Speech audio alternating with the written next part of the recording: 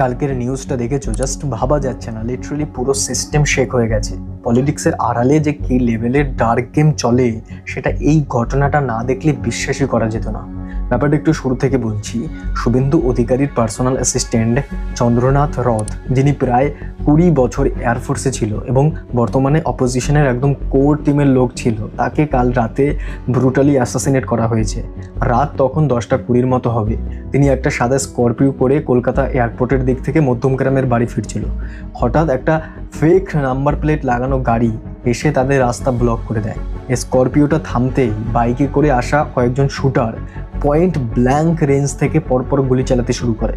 সবচেয়ে শকিং কি জানো? শুটারদের মাথায় কোনো হেলমেট ছিল না, আর ইনভেস্টিগেশন বলছে ওরা সাধারণ কোনো বন্দুক ইউজ করছিল না, অত্যাধুনিক গ্লক 47X পিস্তল ইউজ করছিল। চন্দ্রনাথ স্পটেই মারা যায়, আর ড্রাইভার এখনও ক্রিটিক্যাল কন্ডিশনে হসপিটালে ভর্তি। এখন তোমার মনে প্রশ্ন আসতেই পারে যে ওকে কেন মারা হলো। এখানে দুটো কনফ্লিক্ট থিওরি উঠে আসছে। প্রথম থিওরি হচ্ছে পলিটিক্যাল রিভেঞ্জ বা পলিটিক্যাল অ্যাসাসিনেশন। বিজেপির দাবি এটা রুলিং পার্টির কাজ। চন্দ্রনাথ সাধারণ কেউ ছিল না। ভবানীপুর ইলেকশনের মতো সেন্সিটিভ জায়গায় তিনি স্ট্র্যাটেজি ম্যানেজ করতেন। অপোজিশনের অনেক গোপন ডেটা ওর কাছে ছিল, তাই তাকে সরিয়ে দেওয়াটা রাইভালদের জন্য একটা বড় গেম চেঞ্জার হতে পারে। কিন্তু দ্বিতীয় থিওরিটা শুনলে তোমার মাথা ঘুরে যাবে।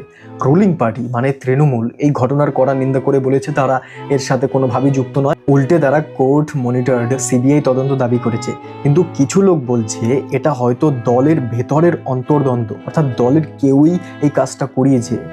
একটু লজিক্যালি ভাবো, লোকাল গুন্ডারা গ্লক 47X এর মতো হাই এন্ড ওয়েপেন ইউজ করতে পারে না, কারণ হেলমেট ছাড়া এমন নিখুঁত অপারেশন কি কোনো সাধারণ ক্রিমিনালের পক্ষে সম্ভব? তার মানে এটা যে কোল্ড ব্লাডেড মার্ডার, আর এর পেছনে যে অনেক বড় হাত আছে সেটা তো বোঝাই যাচ্ছে। এখন কোন থিওরি বা কোনটা সঠিক সেটা তো এখনই আমরা বলতে পারি না। কিন্তু তাহলে আসল উদ্দেশ্যটা কি? আমার মনে হয় মূল মোটিভটা শুধু কাউকে সরিয়ে দেওয়া নয়, বরং স্টেটে একটা প্যানিক আর আনস্টেবল এনভায়রনমেন্ট তৈরি করা, যাতে মানুষের মধ্যে ভয় আর দ্বন্দ্ব সৃষ্টি হয়। কিন্তু আমাদের এই জিনিসটা খুব ক্লিয়ারলি বুঝতে হবে, এই ঘটনার রেসপন্স কোনোভাবেই দাঙ্গা বা ভায়োলেন্স হতে পারে না। এমনকি শুভেন্দু অধিকারী নিজেও সবাইকে শান্তি বজায় রাখার আবেদন করেছেন। যারা এই কাজ করছে তাদের উদ্দেশ্যই হলো আমাদের প্রভোগ করে এমন একটা অস্বস্তিকর পরিস্থিতি তৈরি করা, যাতে মানুষ আইন নিজের হাতে তুলে নেয় বা দাঙ্গা করে। পুলিশ আর এজেন্সি ইনভেস্টিগেশন করছে এবং যে বা যারা এটি করেছে তাদের চরম শাস্তি পেতেই হবে। তুমি কি ভাবছো এর পেছনে কার হাত থাকতে পারে?